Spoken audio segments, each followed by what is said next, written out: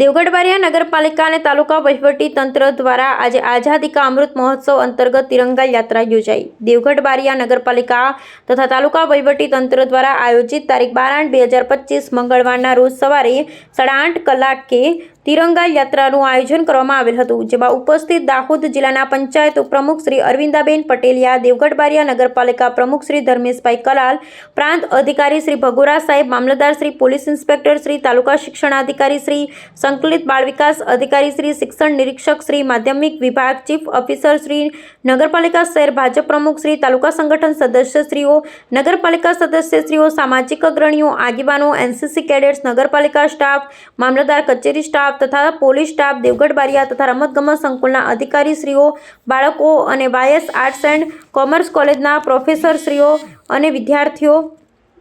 તેમજ નગરજનો સહિત દેવગઢ બારિયા નગરમાં ભવ્ય તિરંગા યાત્રાની કાર્યક્રમનું આયોજન કરવામાં